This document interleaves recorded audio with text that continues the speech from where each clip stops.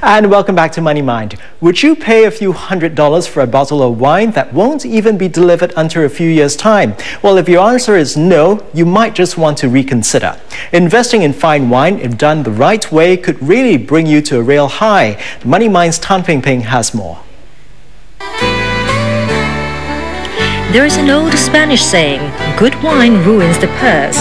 But for the savvy few who can resist popping the cork, a bottle of fine wine could well be money in the purse, as what this technopreneur turned wine investor would tell you. A wine lover, 32-year-old Tan Ching Teck decided to turn his passion into a business venture 2 years ago, when he set up a wine investment consultancy company specializing in Bordeaux fine wine. I've been drinking wines for quite a while, and every time I go and buy a bottle of wine in the shop, it seems that the prices keep increasing. So I thought to myself, hey, maybe wine's a good good investment. And I started about 3 years ago buying wines purely for investment. The first case I bought for purely for investment was a 2000 Chateau Margaux, and since I bought it in 2001, it's increased almost 100% already. And chances are the price of Tan's Chateau Margaux will probably keep rising. That's because fine wine, once bottled, mature and improve with age. Take the 1990 Cheval Blanc, for instance. A case would have set you back by £400 15 years ago. Today, the very same case is fetching a price of approximately £4,500.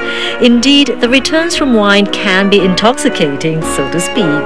But before you get all lightheaded, bear in mind, not all wines appreciate in value. For first-time wine investor, Tan's advice is go for wines produced only from the top chateaux or vineyards in Bordeaux, as they usually have a large resale market.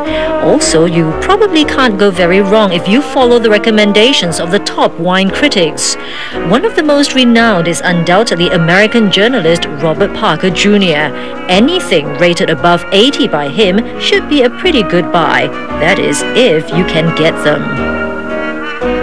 First of all, it's not all wines that make good wine investments. There's only a very selected number of wines that are good investment grade or asset class wines. What we consider asset class wines are basically first growth wines from Bordeaux, from places like Chateau Margaux, Chateau Latour, and also only the top vintages. So, vintages like 1982, 1986, 1990, and, the year 2000.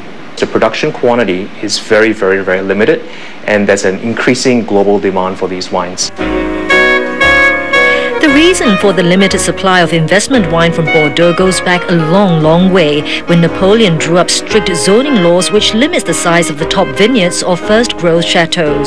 That law has remained to this day, and that is why today the top chateaux in Bordeaux produce only a fixed and limited amount of wine every vintage.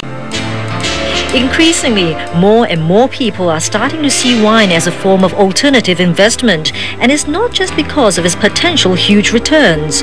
History has shown that wine investments tend to be less volatile than stocks over a long period of time. Besides, even if you make a wrong investment decision, at the very least, you will still have a bottle of fine wine to drink at the end of the day. And with that, we've come to the end of this week's edition of Money Mind. Do join us again next week for more tips on investments and wealth management. I'm Elvin Yong. Have a great week ahead.